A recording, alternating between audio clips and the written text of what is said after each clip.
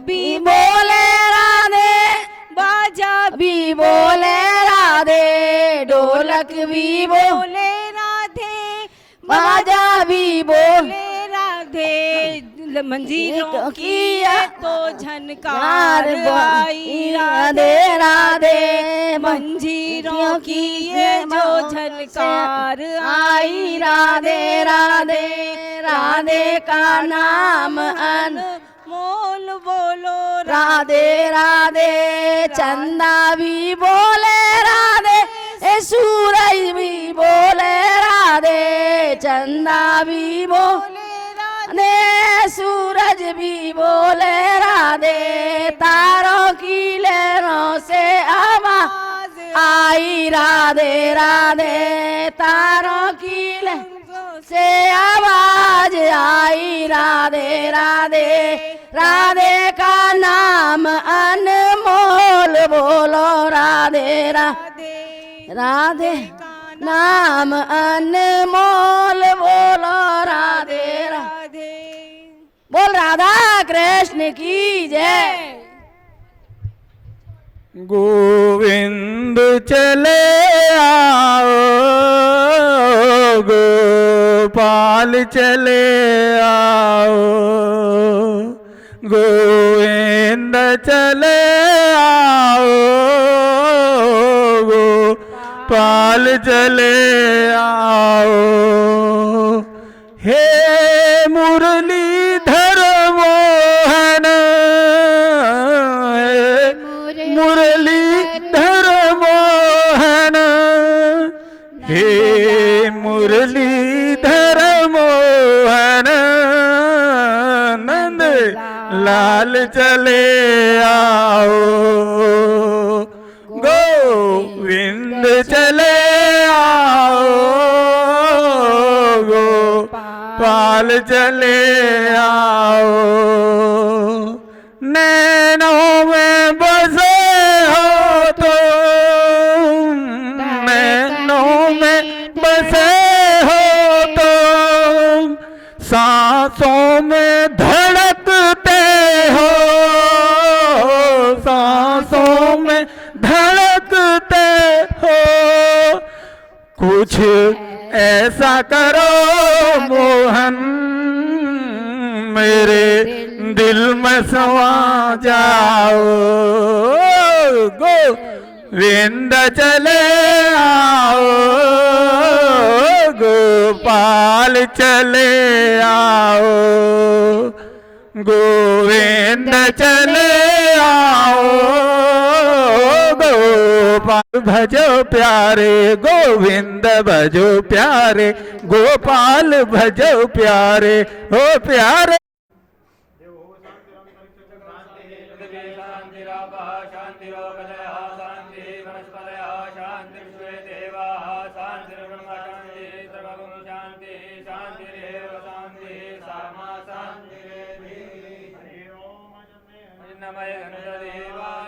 धर्माणि प्रथमान्यासन्नात्रयानागं महिमानः सजन्तत्र पूर्वे साध्याः भूलो न मैं नाम कभी तुम्हारा, भूलो न मैं नाथ कभी तुम्हारा, निष्काम हो के दिन रात गाऊं, निष्काम हो के दिन रात गाऊं, गोविंद दामोदर माधवेति, गोविंद दामोदर माधवेति। बोल गोविंद भगवान की जय। मंगल भवनय मंगलहारी, मंगल भवन मंगलहारी, द्रवहु सुदशरथ अजर बिहारी, प्रभु सुदशरथ अजर बिहारी, मंगल भवन अमंगलहारी, मंगल भवन अमंगलहारी, उमा सहित जे जपत पुरारी उमा सहित जपत मुरारी जे पर कृपा कर जन जानी जे पर कृपा करहि जन जानी कवि उर अजर न चावह बानी सब दम रही जानहि माई मोरे हित हरि सम नहीं कोई मोरे हित हरि समझनि सोई यही अवसर सहाय सोई होई यह अवसर साई सब कोई मोरे सुधार सो सब भांति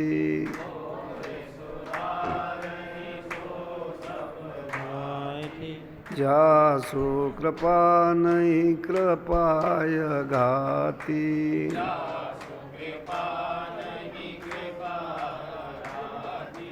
मंगल भवन अमंगल हारी मन अमंगल हारी द्रव सुद शरथ अजर बिहारी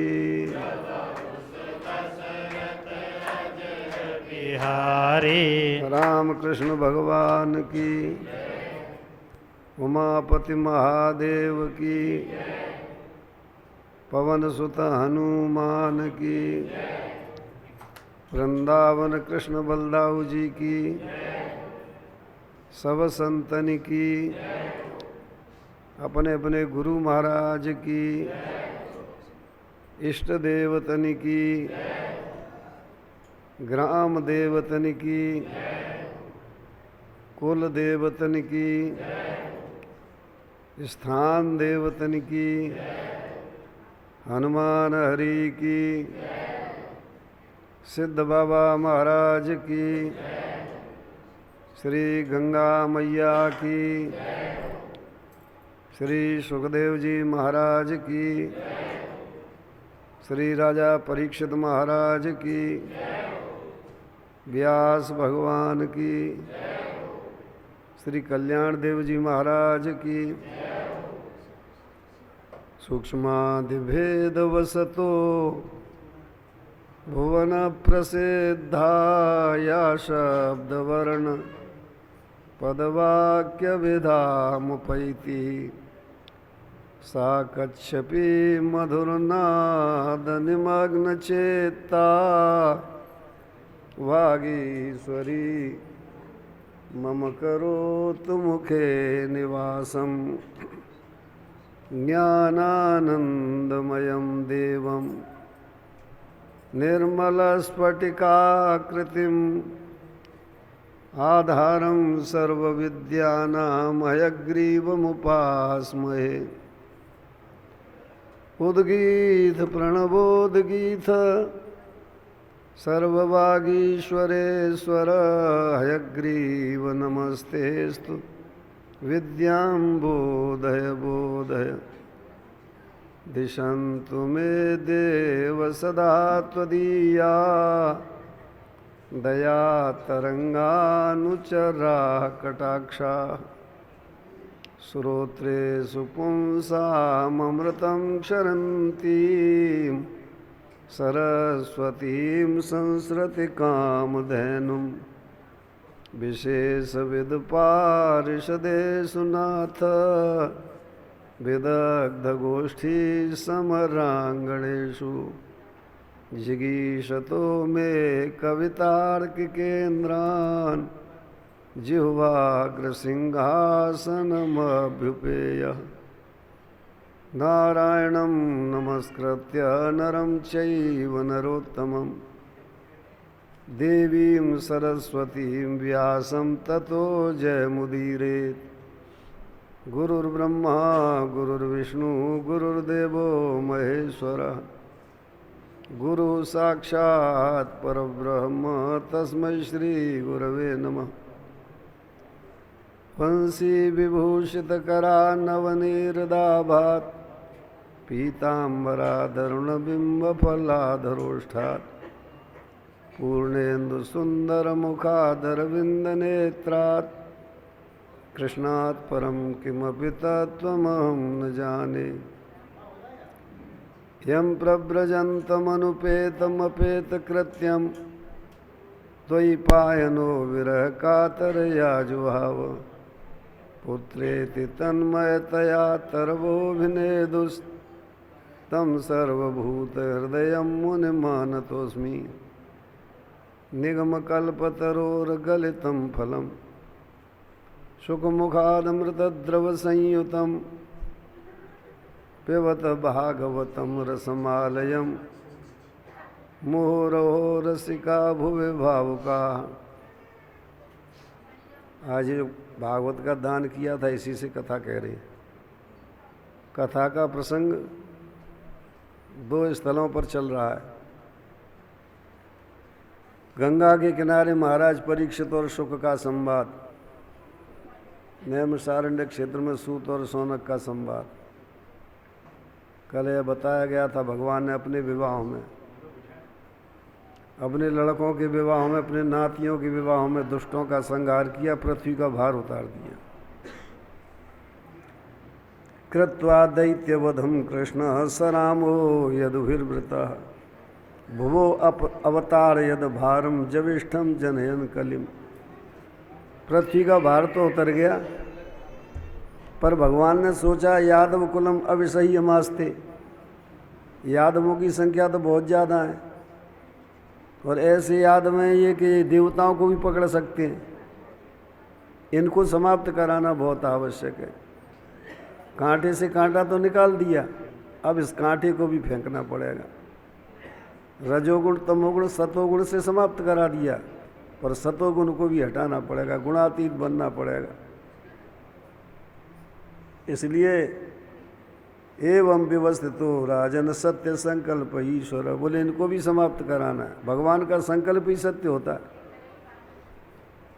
भगवान ने संकल्प कर लिया था जिस रथ से अर्जुन को युद्ध कराऊंगा उसे से विजय कराऊंगा, तो सत्य संकल्प में भगवान। अंत में भगवान काल बन के निवास करने लगे अब द्वारिका में। एक दिन क्या हुआ, पिंडारकम समगमन मुनयो निसृष्टा। पिंडारक क्षेत्र में मुनि ठहरे हुए थे।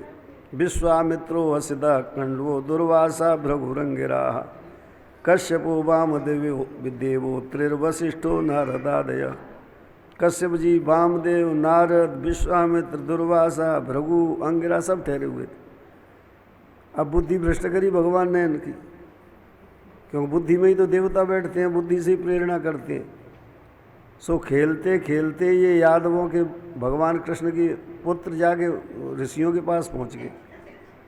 और ते वेशयत्वा स्त्री वेश ही सांबम जाम्बवती सुतम। और जाम्बवती के जो पुत्र थे सांब, जो भगवान शंकर की उपासना से प्राप्त हुए थे। भगवान कृष्ण ने शंकर जी की तपस्या करी है और तपस्या करके शंकर जी को प्रसन्न किया। शंकर जी ने पूछा क्या चाहते, बोले पुत्र चाहिए। तो कार्तिकेय स्वयं सांब बने आकर के। तो सांब बहुत सुंदर थे, सबसे ज़्यादा सुंदर भगवान की संतानों में सांब थे। इसलिए ते वेशे त्वा स्त्री वेश ही सांबम जाम्बवती सुतम। जाम्बवती के पुत्र उन सांब को स्त्री बनाया इनने सबने, और जाके दुर्वासा के सामने खड़ा कर दिया। और दुर्वासा जी से कहा कि महाराज पृष्ठुम विलज्जति साक्षात, ये आपसे सामने पूछने में संकोच कर रही है। ये बताइए कि प्रसोष्यति पुत्र का माँ, ये पुत्र चाहती है, ये किसको पैदा करेगी।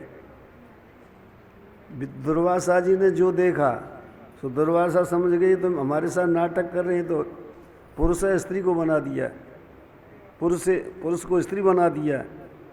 सोई बस दुर्वासा को गुस्सा आ गई, गुस्सा होकर के साफ दिया कि जनिष्यति भो मंदा मुसलम कुल नाशनम। अरे मंदो मूर्खो, तुम्हारे कुल को नाश करने वाले मूसल को ही पैदा करेंगे।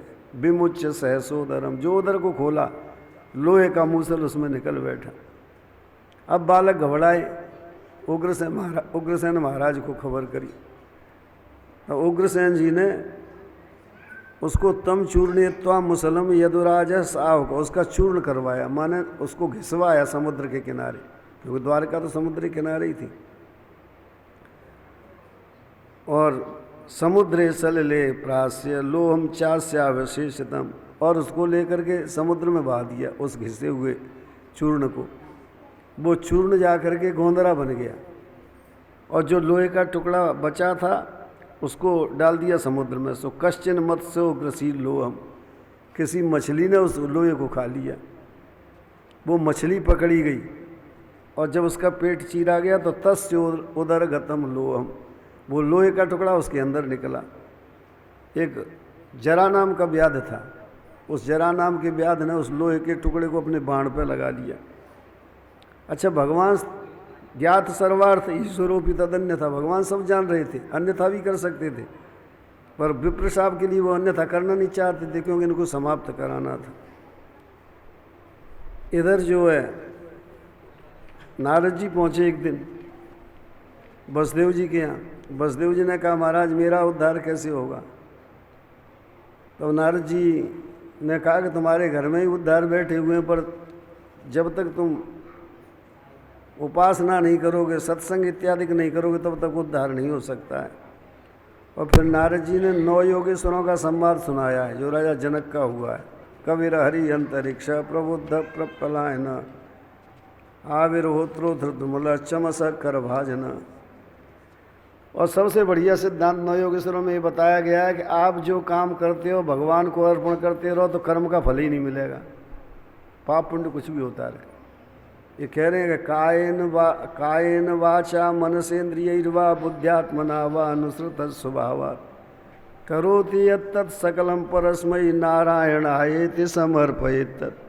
बोले शरीर से, वाचा माने वाणी से, मन से, इंद्रियैर्वा इंद्रियों से, बुद्धि से, आत्मना माने अहंकार से, कायेन वाचा मनसेन्द्रियैर्वा बुद्ध्यात्मना वा अनुसृत स्वभाव, अथवा किसी प्रकार स्वभाव से, करोति यत् जो किया जाए, सकलम परस्मै नारायण आयेति समर्प, भगवान को अर्पण करते रहो तो सब भगवान को मिल जाएगा, प्राप्त होगा। तो तुमको कर्म ही नहीं बनेगा, भगवान मिल जाएंगे। इसी बात को गीता जी बताया गया, यत् करोसि यदश्नासि यज्जुहोसि ददास्यत् यत् तपस्यसि कौन्तेय तत्कुरुष्व मदर्पणम। हे अर्जुन, तुम तपस्या करो, कुछ भी करो, मुझे अर्पण करते रहो। इससे क्या होगा? शुभाशुभई फलई रे वो मोक्ष से कर्म बंध नहीं। जो शुभ और अशुभ फल देने वाले कर्म उनसे छूट जाओगे। और संन्यास योग युक्त आत्मा विमुक्तो माम उपेक्षसि, और संन्यास युक्त होकर मुझे प्राप्त कर लोगे। तो आपसे कुछ नहीं बने, तो जो आप करो सो कह दो, भगवान के अर्पण करते रहो। कृष्णार्पण मस्तु, रामार्पण मस्तु, शिवार्पण मस्तु, जो तुमको इष्ट हो जो करो। घंटे भर बात कहते रहो शिवार्पण मस्तु। अश्वन नहीं कह पाओ, रात को सोते समय को अक्सर आज मैंने जो किया सब भगवान के अर्पण। तो शुभाशुभ फल ही रेव मोक्ष से कर्म बंध नहीं। अर्जुन से भी भगवान यही बात कहते हैं, कर्म बंध होने से ही छूट जाओगे, सब फल ही अर्पण कर दिए तुमने। और वैसे करोगे तो कई गुना फल मिलेगा, या तुमको संसार ही चाहिए। इसलिए संन्यास योग युक्तात्म विमुक्तो माम उपेक्षसि, ऐसे बड़ा भारी उपदेश दिया है। देवर्षि भूताप्त नृणाम पितृणाम, वैसे 5 ऋण है सबके ऊपर। यदि भगवान के शरणागत हो जाते हैं, महात्मा बन जाते, तो सब ऋण छूट जाते। बता रहे देवर्षि भूताप्त नृणाम पितृणाम न किं करो न यमरणी च राजन। हे राजन, के जे देवता इत्यादि के जो 5 ऋण हैं, देवताओं का, ऋषियों का, भूत प्राणियों का, पितरों का, मनुष्यों का, ये जो शरणागत हो जाते हैं उन पर ऋण नहीं रहता है। क्योंकि सर्वात्मना यह शरणम शरण्यम गतो मुकुंदम परहृत्य कृत्यम, वो तो सब कुछ छोड़ के भगवान के शरणागत हो गए। इसलिए उन्हें पापों की बात आयतें नहीं लगती है। बड़ा भारी उपदेश दिया है। फिर उद्धव जी से कहा कि जाओ तुम, 24 गुरुओं का वर्णन किया है। पृथ्वी वायु आकाश आपो अग्निश्चंद्रमा रवि कपोत अजगर सिंधु, और कुरंगो ये हिरण जो होता है, मधुआ हरिणो मीना पिंगलो कुरार्धक, कपोतो अजगरा सिंधु पतंगो मधुकृण गजा, मधुआ हरिणो मीना पिंगलो कुरार्धक, और कुमारी श्रत का सर्प पूर्णनाभि सुपेशकृत। ये 24 गुरु दत्तात्रेय के जो हुए हैं उनका वर्णन किया गया है। बताया दत्तात्रेय जी ने कि मैंने इनसे ये सीखा है। फिर अवधूत का वर्णन किया है सुखदेव जी ने। भगवान कृष्ण ने उपदेश दिया है कि मन ही सब कुछ करने वाला, कोई कुछ नहीं करता है। नायम जनों में सुख दुख हेतु न देवतात्मा ग्रह कर्म काला। न तो मनुष्य किसी को दुख देता है, न देवता दुख देते हैं, न ग्रह कर्म दुख देते हैं, न कर्म देते हैं। मना परम कारण मां मनंती। मन ही है सबका खेल करने वाला। ये मन ही कर्मों को बनाता है और मन से ही सुख दुख का अनुभव होता है। जैसे हम आँखों से देखते हैं, से सुख दिखता थोड़ी है, न दुख दिखता है। किससे पता लगता है सुख दुख का? मन से पता लगता है। और मन शुद्ध हो गया तो सुख दुख है ही नहीं। फिर उसको सही करो मन के लिए। संसार चक्रम परिवर्तित, ऐसे वर्णन किया। उद्धव जी को भेज दिया भगवान ने। फिर सब उनको बुलाया द्वारका वासियों को। वैसे चाहते भगवान साहब को मेट सकते थे, पर भगवान की स्वयं की इच्छा थी। अच्छा, भगवान को बहुत बाद में पता लगा है। उग्रसेन महाराज को पहले पता लग गया तो उग्रसेन ने ये सब करवा दिया। आचार्य लोग बताते हैं कि यदि भगवान को पता लग जाता तो न मालूम वो सांब का क्या हाल कर बैठती। इसलिए भगवान को बिल्कुल पता नहीं लग पाया इस बात का।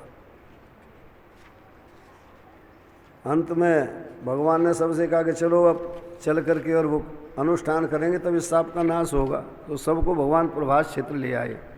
यहाँ सोमनाथ का मंदिर है, जहाँ मोहम्मद गजनवी ने चढ़ाई करी थी और सोने का वो ले गया था सामान सब। वहाँ पर वही प्रभास क्षेत्र है, वहीं जाके अनुष्ठान करवाया भगवान। ब्रह्म सापोपसृष्टे स्वकुले यादवर्षव। ये भगवान कहने लगे ये ते घोरा महोत्पाता द्वारवत्याम यम केतव। ये द्वारावती में अब घोर जो है उत्पात दिखाई दे रहे हैं। जमराज की ध्वजाएँ आ चुकी हैं। इसलिए वयम प्रभासम यास्यामो यत्र प्रत्येक सरस्वती। इसलिए सब लोग प्रभास क्षेत्र को चलो जहाँ सरस्वती बह रही हैं, वहाँ चल के अनुष्ठान करेंगे। सो ले करके सबको ले गए भगवान वहाँ पर और जाके भगवान ने अनुष्ठान चालू करा दिया।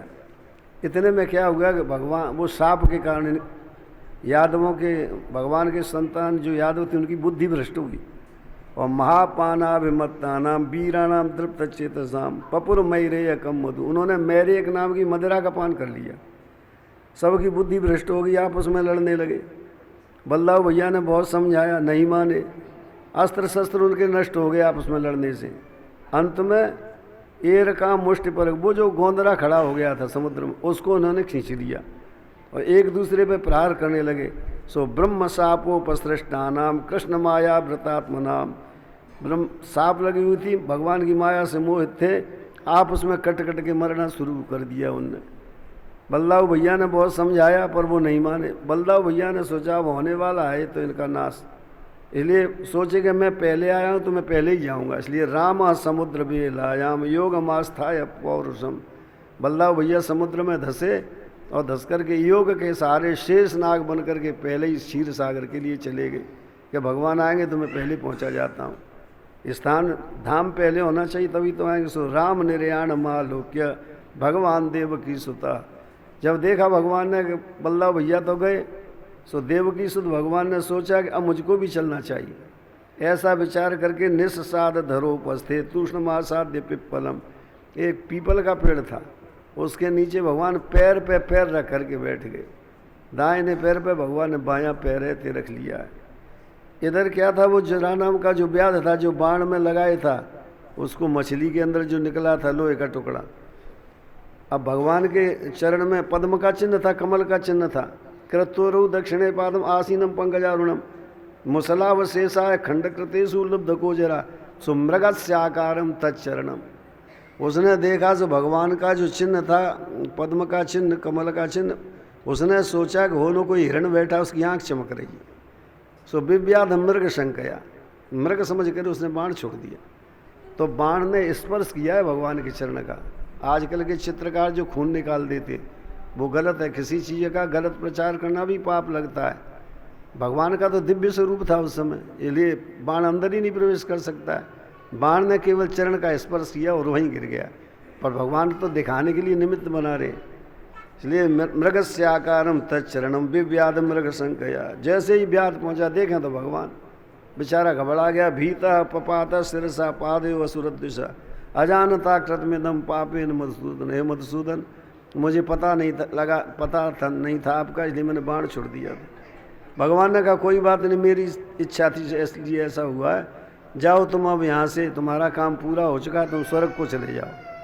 देखो इसको कहते हैं बैराग्य। 16,108 रानियों के बीच में रहे तब भी मुस्कराते थे, और आज बाण लग गया भगवान के फिर भी मुस्करा रहे हैं, और मारने वाले के लिए स्वर्ग भेज रहे हैं। माँ भैर्जरे तुम उत्कृष्ट कामेश कृतो हिमे या तुम मद अनुज्ञात स्वर्ग सुकृत नाम पदम। मेरे आदेश है तुम जाओ स्वर्ग के लिए चले जाओ। ऐसे भगवान ने आदेश दिया जरा को, उसने परिक्रमा की, उसी समय स्वर्ग को चला गया। एक हनुमान नाटक है जो हनुमान जी ने लिखा है, संस्कृत में। उसमें दिया है कि बाली जो रामावतार का था वही जरा व्याध हुआ है, और जैसे भगवान ने अकारण बाली को मारा था, ऐसे ही आज जरा ने अकारण भगवान को मारा है, बाण मारा। इसलिए भगवान ने कह दिया कि तुम्हारा बदला पूरा हो चुका है। राम अवतार में मैंने बाण मारा था, इस अवतार में तुमने मारा। ये आया, एक कथा ही है हनुमान नाटक में जो हनुमान जी ने संस्कृत में लिखा है। इधर जो है चले गए, वो जरा चला गया। उधर दारुक कृष्ण पद भीम अनुविच्छन अधिगम्य। अब दारुक सारथी रथ लिए घूम रहा था कि भगवान कहाँ चले गए, और घोड़े विचलित, उन्हें पता नहीं लगे। तब घोड़े भगवान की जो तुलसी की माला पहने थे, उस माला के सारे घोड़े रथ को लेके भगवान के पास आए। भगवान पीपल के नीचे बैठे थे, बाण गिर चुका था, लगा हुआ था। सो जैसे ही दार को उतरा भगवान को प्रणाम करने, एकदम जैसे मथुरा में रथ आकाश से आया था, ऐसी आकाश को रथ उड़ा चला गया भगवान का। दारुक कहने लगा महाराज मेरी समझ में नहीं आ रहा हो क्या रहा है। इति ब्रुवत सूते वही रथो करो लांछन खमुत्पात राजेंद्र शाश्वत ध्वज उदीक्षित। घोड़ों से चला गया। भगवान बोले कि मेरे बाण लग चुका है, बलदाव भैया जा चुके हैं, यादव बालक सब आपस में मर चुके हैं। एक काम करो, गच्छ द्वारावतीम सूत ज्ञाति नाम निधनम में, तुम द्वारिका चले जाओ और सब बात बता देना कि ऐसे ऐसे हो गया। संकर्षण से निर्याणम बंधुभ्यो ब्रूहि मत दशा, बलदाव भैया की बात बता देना, मेरी दशा बता देना, और ये कह देना मेरी छोड़ी द्वारिका को समुद्र में डुबाएगा। मया त्यक्त्वाम यदपुरीम समुद्र अप्लावयिष्यति। इसलिए जितने हैं जो रहने वाले हैं सब अर्जुने नाविता सर्वे इंद्रप्रस्थम गम, अर्जुन के साथ हस्तिनापुर के लिए, इंद्रप्रस्थ के लिए चले जाएं। हस्तिनापुर अलग है, इंद्रप्रस्थ अलग है। पांडवों की राजधानी इंद्रप्रस्थ थी और कौरवों की राजधानी हस्तिनापुर थी दुर्योधन की। इंद्रप्रस्थम गमिष्यत, तुम जाकर के खबर कर दो, और मेरी तो स्थिति इसलिए मैं अब रहूँगा नहीं। तब वहाँ परिक्रमा करके दारुक चले गए। अब भगवान ने चलना शुरू किया है, यहाँ से चतुर्भुजी स्वरूप था। तो देवता अपने अपने लोकों में खड़े हुए हैं कि देखें भगवान कहाँ जाते हैं। स्वर्ग महाजना तप असत्य सब लोगों में देवता खड़े हुए। तब जिस समय भगवान का शरीर यहाँ से चला है तो उस समय केवल प्रकाश पुंज दिखता है कि प्रकाश यार अंदर क्या है ये किसी को पता नहीं लग रहा। बहुत तीक्ष्ण तेज है भगवान का। स्वर्ग इत्यादि लोकों में होता हुआ अंत में सत्य लोक में जो छेद हो गया अपने ब्रह्मांड में, उस ब्रह्मांड के छेद से वो जाके बिरजा के इस पार शरीर पहुंचा भगवान, फिर भी उस पार पहुंच गया और भगवान अपने गोलोक धाम में प्रवेश है कर गए। इधर दार को सारथी आए, उन्होंने जाके कह दिया सो देव की रोहिणी चे वसुदेव तथा सुतो। ये देव की रोहिणी वसुदेव सब भगवान के विरह में समाप्त हो गए। भगवान की जो स्त्रियां थीं वो भी जल गई हैं, और ये बलदाव भैया की पत्नियां भी सती हो गई हैं, और जो बड़े बड़े लड़के थे उनकी स्त्रियां भी सती हो गई हैं। अब जो कुछ लड़के इत्यादि रह गए थे, स्त्री बाल वृद्धान आदाय हतशेषान धनंजय, जो शेष बच गए थे स्त्रियां बालक बूढ़े, उनको अर्जुन लेकर के फिर इंद्रप्रस्थ के लिए चले गए। ऐसे भगवान का निर्याण है तो हुआ है। फिर श्री सुखदेव जी महाराज ने कलयुग के राजाओं का वर्णन किया कि आगे चल के कौन कौन राजा होंगे। तो नवनंदान दुजा कश्यप प्रपन्नानुद्ध 9 नंद होंगे, उनको कोई ब्राह्मण समाप्त कराएगा और मौर्यों के लिए वो राज्य दे देगा। चंद्रगुप्तम सएव चंद्रगुप्तन च दुजो राज्य विशेष्यति, चंद्रगुप्त को राज्य देगा वो। और फिर चंद्रगुप्त के जाके बारसार अशोकवर्धन ये होंगे आगे चल के। ऐसे इन राजाओं का राज्य है त्यो होगा। फिर 16 कंका 16 कंकों का राज्य होगा। 8 यवना 8 मुसलमानों का राज्य होगा। 14 तुरुस का 14 तुरुस का राज्य करेंगे। भूयो 10 गुरुंडाश्च 10 घोरों का राज्य होगा। मौन एकादश होते, एकादश माने 11 मौनों का राज्य ते होगा। तो आजकल मौनों का राज्य चल रहा है इस समय पर। अब 11 मौन होना है तो पार्टी तो राष्ट्रपति तो हो नहीं सकते, कई बदल गए, पार्टी हो सकती हैं कि 11 पार्टियों का 3 से 3 अब्द शतान, ये 300 वर्ष राज्य करेंगे।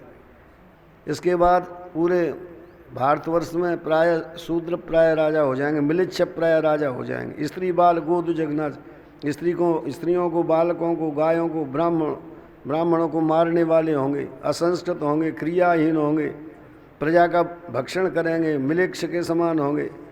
ऐसे जब हो जाएगा तब जा कर के भगवान कल्कि का अवतार रहते होगा। और कल्कि भगवान विष्णु यशसा संबल ग्राम मुख्य से ब्राह्मण परम महात्मन, एक संबल ग्राम में ब्राह्मण होंगे, विष्णु यश नाम के ब्राह्मण। तो कल्कि प्रादुर्भव भविष्य, उनके यहाँ कल्कि भगवान का अवतार होगा।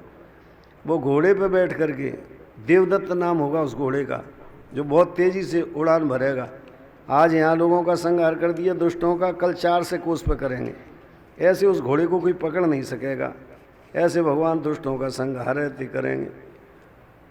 फिर श्री सुखदेव जी महाराज ने प्रलय की कथा सुनाई है कि प्रलय कैसे होगी। 100 वर्ष तक घाम ही घाम पड़ेगी, फिर 100 वर्ष तक पानी पानी बरसेगा, तो पृथ्वी जल में विलीन होगी, जल अग्नि में विलीन होगा, अग्नि वायु में विलीन होगी, वायु आकाश में विलीन होगी, और आकाश के बाद फिर महतत्व इत्यादि में प्रवेश हो जाएगा। तो ऐसे प्रलय होगी यहाँ पर आगे चल के। 4 तरह की प्रलय बताई है। एक तो नित्य प्रलय, रोज समाप्त होना। दूसरा नैमित्तिक प्रलय, जब ब्रह्मा जी सोते हैं तो पूरा संसार उनके पेट में चला जाता है। एक प्राकृतिक प्रलय, जब ब्रह्म ही समाप्त होते हैं। और एक आत्यंतिक प्रलय, जब ज्ञान का प्रकाश हो जाता है। तो आत्यंतिक प्रलय, प्राकृतिक प्रलय का वर्णन है कि 100 वर्ष तक पानी नहीं बरसेगा। और जब ज्ञान का प्रकाश होगा तो सिवाय भगवान के कुछ है ही नहीं। जब ये सब कथा सुन ली, सो इस राजा परीक्षित ने कहा कि सिद्धोस्मि अनुग्रहीत होस्मि भवता करुणात्मना। महाराज मैं सिद्ध हो गया, मुझे कोई डर नहीं है। आपने मुझे भगवान का चरित्र सुनाया। भगवंश तक्षका दिव्यो मृत्युभ्यो न विभेम्यम। अब मुझे तक्षक का डर ही नहीं लग रहा है, मुझे तक्षक दिख ही नहीं रहा है, मुझे तो सिवाय परमात्मा के कुछ दिखता ही नहीं। प्रविष्टो ब्रह्म निर्माणम अभयम दर्शितम त्वया। मेरे स्वरूप का आपने बोध करा दिया है। अज्ञानम चिनरस्तम में ज्ञान विज्ञान निष्ठया भवता दर्शितम क्षेमम परम भगवता पदम। जब राजा परीक्षित ने कह दिया कि मुझे कोई डर नहीं लग रहा, मुझे तक्षक ही नहीं दिखता, सिवाय ब्रह्म के कुछ दिख ही नहीं रहा है, तब राजा से कह दिया कि तुम अपने प्राणों को सुषुम्ना में प्रवेश करा देना योग के द्वारा, और ब्रह्मरंध्र से निकल के चले जाना। और ऐसे समझा करके फिर राजा से पूजित होकर के फिर यहाँ से सुखदेव जी चले गए ऋषियों से। अब थोड़ा सुखदेव जी का पूजन करा दो। आचार्य जी कहाँ, नहीं तो ले जाके जो प्रधान कलश है उस पर चावल छुड़वा दो, एक अगरबत्ती से आरती कर दो, अगरबत्ती लगा दो। श्री राम जय राम जय जय राम। श्री राम जय राम जय जय राम। श्री राम जय राम जय जय राम।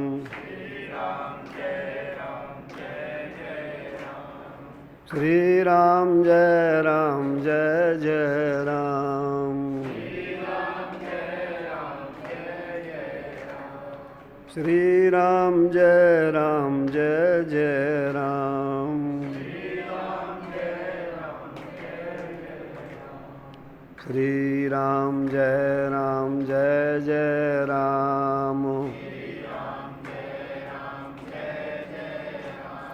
श्री राम जय राम जय जय राम। श्री राम जय राम जय जय राम।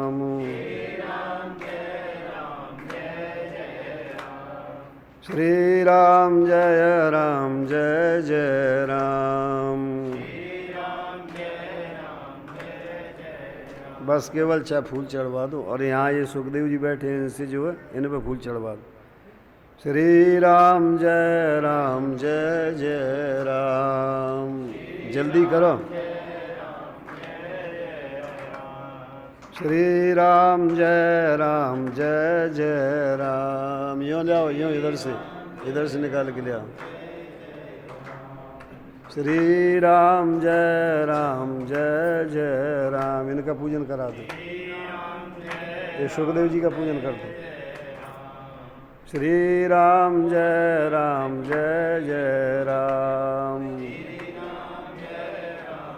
हाथ जोड़ लो, पैर छीलो, तुम भी छीलो। श्री राम जय राम।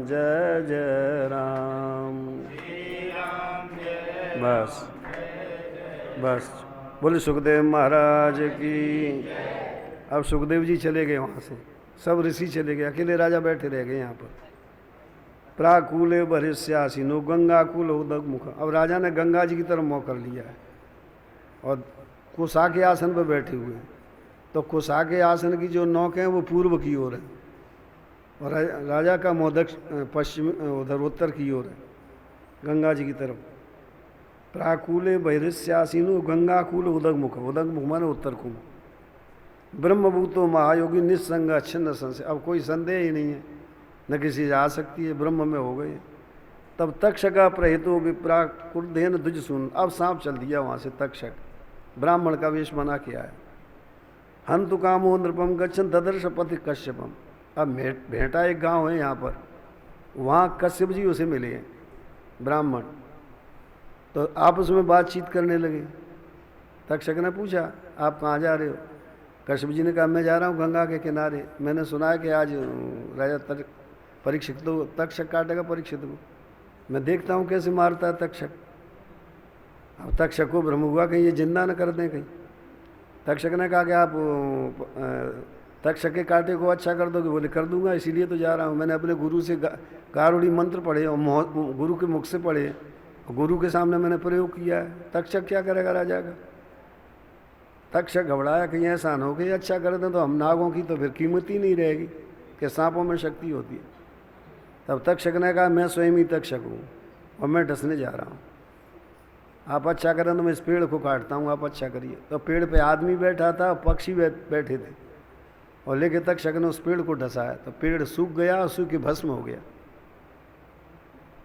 उन्होंने कश्यप जी ने और लेके भस्म को इकट्ठा किया और जल लेके गारुड़ी मंत्रों का जो प्रयोग किया सो सूखा पेड़ हुआ, सूखे पक्षी हुए, सूखा आदमी हो गया। और जैसे ही दोबारा गारुड़ी मंत्र के प्रयोग से अभिषिक्त जल छोड़ा सो हरा पेड़ हो गया और आदमी जिंदा हो गया, पक्षी जिंदे हो गए। सोई तक्षक घबरा गया। तब तक्षक ने समझाया है कि महाराज आप जा रहे हो, राजा मुक्त बैठे हुए हो, संसार में मुक्त होने के लिए सब आते हैं। अच्छा कर दोगे तो राजा का मन फिर संसार में चला जाएगा, काय को आप ये पाप लेते हो? और धन की जरूरत है तो मैं दिए देता हूँ आप। सो तम तर्पेत्वाद, ये मोर है ना जो कहते हैं मोरना, मही से उनको मोड़ दिया है, वापस कर दिया है, आने नहीं दिया है कश्यप जी के लिए। तम तर्पेत्वा द्रवणी, नागों के पास धन होता है, ध्यान रखना। इसलिए मरते समय जो आदमी धन का चिंतन करता है उसे निश्चित सांप बनना पड़ता है, नाग ही बनना पड़ता है, क्योंकि नाग धन की रक्षा करता है। तम तर्प, तो धन तो तक्षक में बहुत था। तम तर्पेत्वा द्रवणी निवृत्ति विषहरिणम। अब द्विज रूप से यहाँ आया है।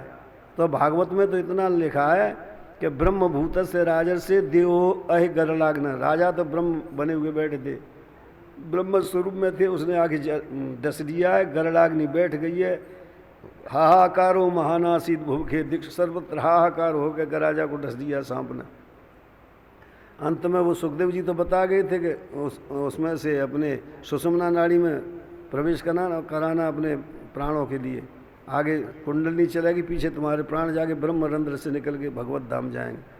तो जिस समय ब्रह्मरंध्र से प्राण निकले और भगवत धाम गए, तब जय जयकार होने लगी है राजा परीक्षित की, भागवत की जय जयकार, सुखदेव जी की जय जयकार होने लगी है कि सांप के काटे हुए के लिए सुखदेव जी ने भगवत धाम भेज दिया।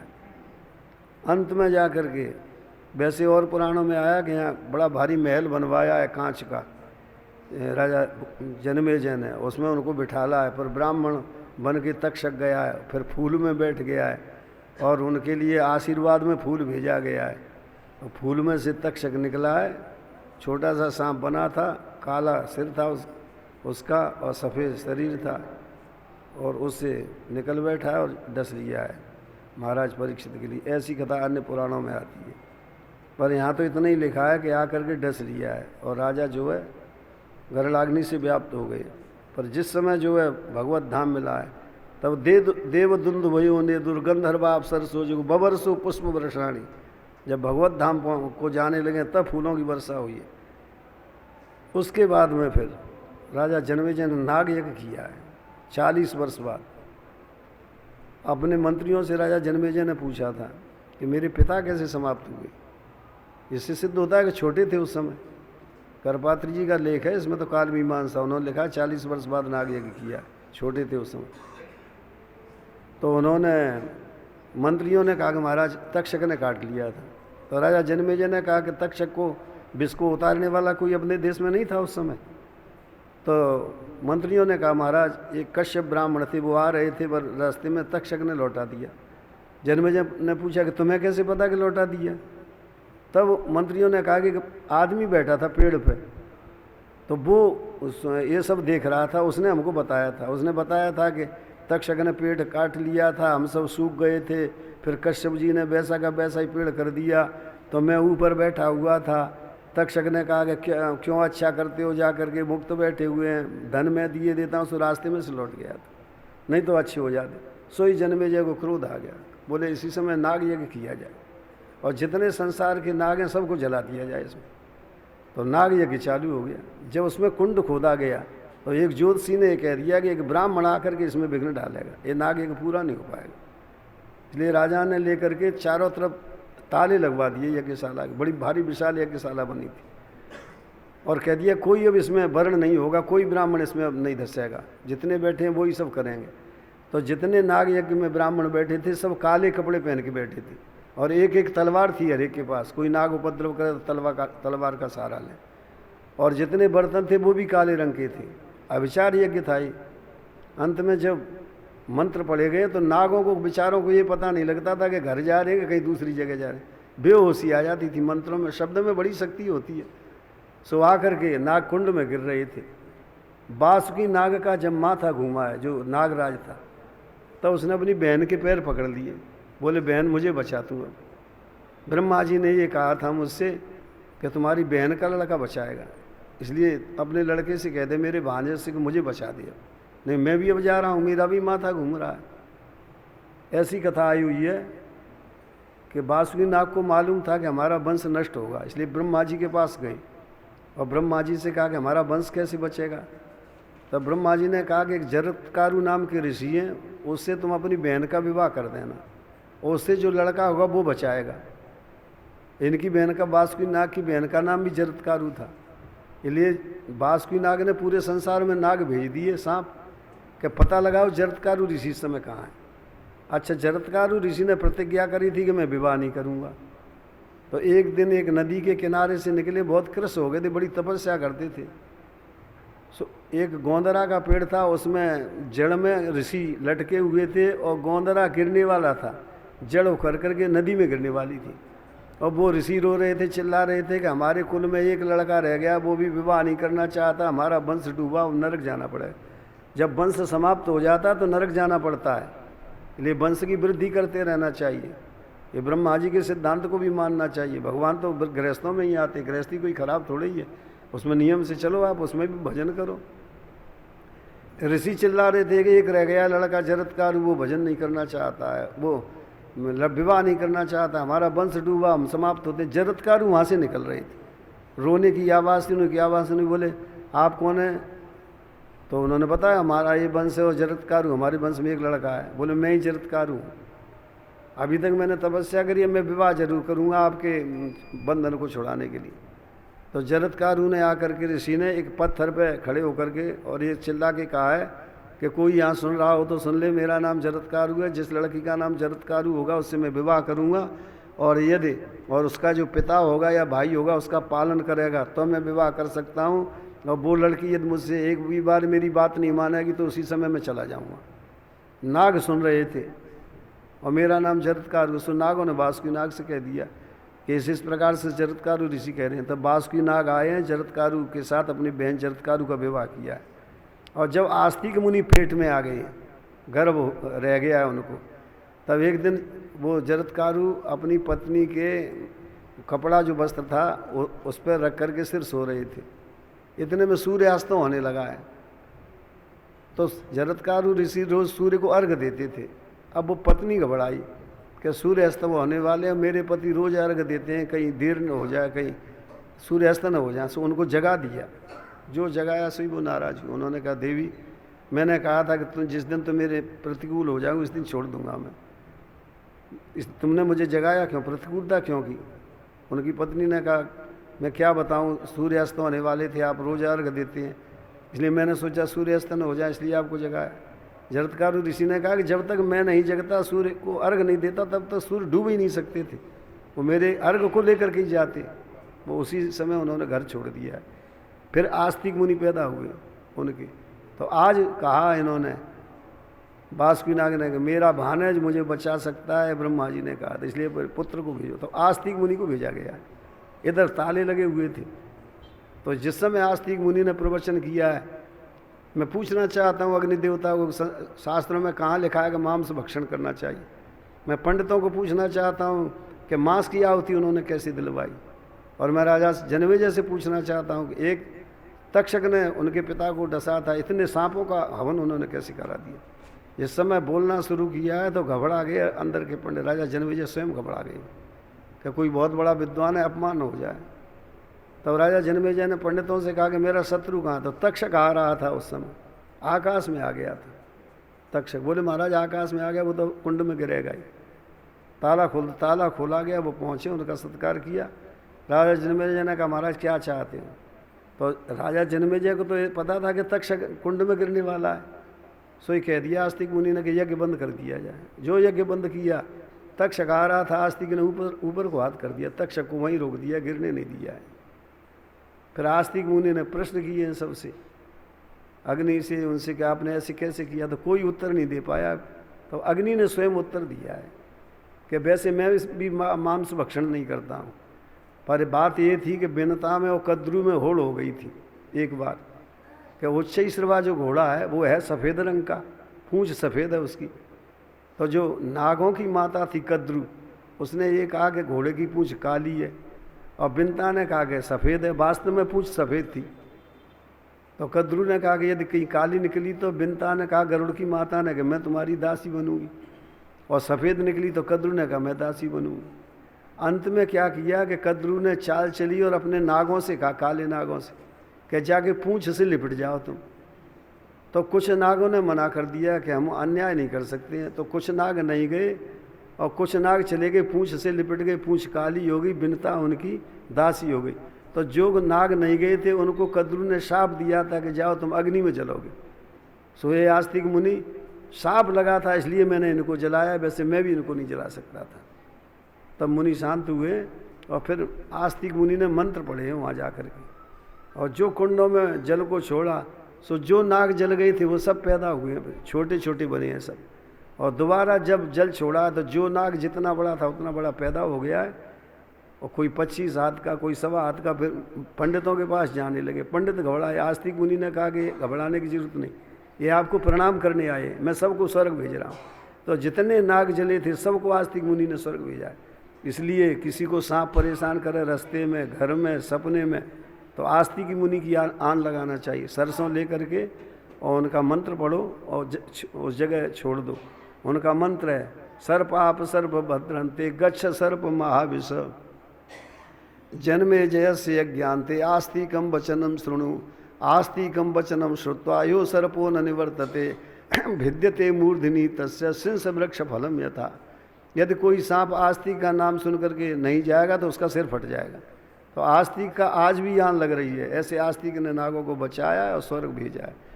ऐसे श्री सूत जी ने नैमिषारण्य, यहाँ की कथा तो समाप्त हो गई, गंगा किनारे की सुखदेव जी चले गए, अब उस नैमिषारण्य की कथा रह गई 1000 वर्ष वाली। ऐसे सूत जी ने और फिर जो ऋषियों को ये कथा सुनाई है। उसके बाद 12 स्कंद फिर मार्कंडे की प्रलय का वर्णन किया है कि मार्कंडे ऋषि को भगवान ने कैसे प्रलय का दर्शन कराया था। और उसके बाद जा कर के 12वें स्कंद के 12वें अध्याय में संपूर्ण भागवत का संक्षेप में वर्णन किया है। फिर भागवत के अंतिम अध्याय में 13वें अध्याय में किस पुराण में कितने श्लोक हैं ये वर्णन किया है। और फिर कल आपसे जो श्लोक कहलवाए थे अंत में, नाम संकीर्तनम यस्य सर्व पाप प्रणाशनम प्रणामो दुख शमनम तम नमामि हरिम परम। भगवान की नाम की महिमा करके कह करके, और जो ऋषियों का 1000 वर्ष का यज्ञ चल रहा था वो भी समाप्त हो गया। सब ऋषि अपने स्थान को गए, हमारा भी यज्ञ समाप्त हो गया, सब ऋषि अपने स्थान को गए। जाए अब उनका भोग लगाओ और अपने आनंद से खूब आनंद करें सब अच्छी तरह से, और खूब भजन करते रहना। भगवान का स्मरण यही सही है संसार में। बोले राम कृष्ण भगवान की। अब थोड़ी सी बस अगरबत्ती से या किसी आरती कर लो वैसे ही, उस जैसे रोज करते हो थोड़ी सी, और भंडारी की व्यवस्था करो।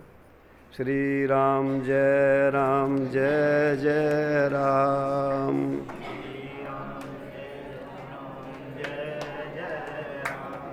श्री राम जय जय राम।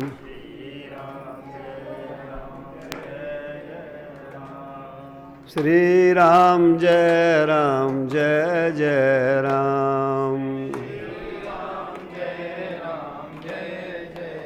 राम जय जय राम। श्री राम जय राम।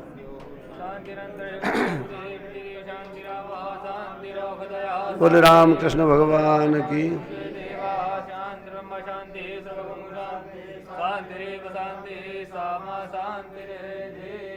यज्ञेन यज्ञमय जंत देवास्तानि धर्माणि प्रथमान्यासन।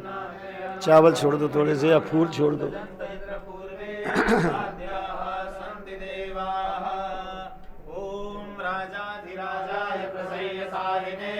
नमो वयं वैश्रवणाय कुर्महे समे कामान् कामकामाय मह्यं कामेश्वरो। भाई साहब और बोला दो, भाई साहब, भाई साहब को बुला दो। वैश्रवणाय महाराजाय नमः। ओम फूल दे दो उनको। विश्वतो बाहुरुत विश्वतस्मात् संबाहुयात् तमचित्रं वरेर्यावां भूमि जनयति। इधर आ जाओ, इधर से परिक्रमा करिए। एकदन्ताय विद्महे वक्रतुण्डाय धीमहि तन्नो दन्ति प्रचोदयात्। ओम नमः विद्महे वासुदेवाय धीमहि तन्नो श्रीकृष्णः प्रचोदयात्। सैवन्तिकावकुलचम्पकपाटलाब्जै पुन्नागजातिकरवीररसालपुष्प बिल्वप्रवार तुलसीदलमञ्जरी स्वां पूजयामि जगदीश्वर मे प्रसीद। नारासुगन्धि पुष्पाणि लोकालोकवानि च पुष्पाञ्जलिर्मया दत्ता गृहाणं परमेश्वरामपुष्पाञ्जलिं समर्पयामि। बोले राम कृष्ण भगवान की। अब परिक्रमा कर लो, सब लोग परिक्रमा कर लो। यानि कानि च पापानि जन्मांतर कृतानि च तानि सर्वाणि नश्यन्तु प्रदक्षिणं पदे पदे। पापो हम पाप कर्मा हम पापात्मा पाप संभवा त्राय मां पुंडरी हरो हरि जय तीर्थानि प्रचरं तिसृकास्तानि गंगिणा ते भागं सहस्रयोजने वद। सप्ताशासन परिधय स्त्रीः सप्तसमिधा कृताः देवा यज्ञन्तन्वान्। हाथ जोड़ दो सब लोग। आवाहनं न जानामि तवार्चनं पूजां चैव न जानामि क्षम्यतां परमेश्वर। मंत्रहीनं क्रियाहीनं भक्तिहीनं सूर्य यत्पूजितं मया देव परिपूर्णं तदस्तु मे। अपराधसहस्राणि क्रियन्ते हर्षं मया दासोऽमिति मां मत्वा। अज्ञानात् विस्मृतेर्भ्रान्य यन्नूनम् अधिकं कृतं तत्सर्वं क्षम्यतां देव प्रसीद। हरि की। बस अब जो है व्यवस्था करो प्रसाद की और सब भोजन।